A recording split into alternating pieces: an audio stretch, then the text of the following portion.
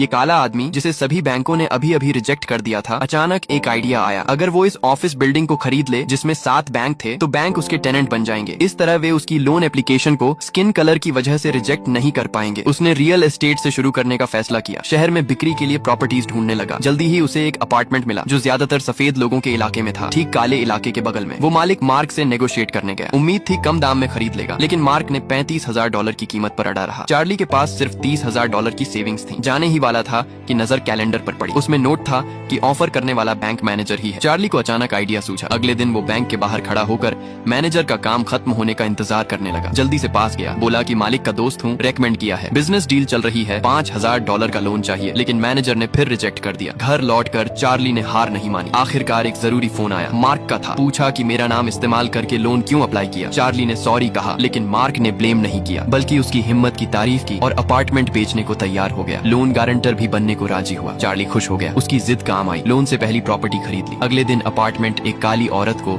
सफलतापूर्वक रेंट पर दे दिया। जैसा चार्ली को उम्मीद थी, रेंटल की डिमांड हाई थी। मार्क को बाकी बैलेंस पे कर दिया और मार्क इतना इम्प्रेस हुआ कि पार्टनरशिप का प्रपोजल दिया। मार्क कॉन्ट्रैक्ट्स हैंडल करेगा, चार्ली रेंटल्स बैक स्टेज से। इस तरह सफेद लोग नहीं जानेंगे कि ब्लैक आदमी के साथ बिजनेस हो रहा है। चार्ली तुरंत राजी हो गया। पार्टनरशिप स्मूथ चली और ढेर सारा पैसा कमाया। एक दिन खबर आई कि मार्क गुजर गया। उससे भी बुरा, कंपनी के शेयर्स उसकी विधवा को मिले। ये औरत बेहद रेसिस्ट थी। न सिर्फ चार्ली से रहने वाली विला छीन ली, बल्कि शेयर्स कम दाम में खरीदने की कोशिश की। चार्ली ने शेयर्स छोड़ने से इनकार किया। औरत ने कोर्ट ले जाने की धमकी दी। एक हमदर्द वकील ने बताया कि ब्लैक लोग कोर्ट में व्हाइट के खिलाफ लगभग कभी नहीं जीतते। ऊपर से चार्ली हमेशा बैक स्टेज रहा। कोई प्रूफ नहीं कि पार्टनर था। हार मानने को तैयार नहीं, चार्ली ने उसी बैंक मैनेजर को ढूंढने का फैसला किया। सिर्फ वही गवाही दे सकता था कि मालिक के साथ पार्टनरशिप थी। लेकिन मैनेजर अब विधवा का फाइनेंशियल एडवाइजर बन चुका था और मिलने से इनकार कर दिया। हार नहीं मानी। चार्ली ने इधर उधर देखा तो पता चला बिल्डिंग में 7 बैंक हैं। स्किन कलर की वजह से कोई सर्व नहीं करेगा। चार्ली को एक बोल्ड प्लान सूझा।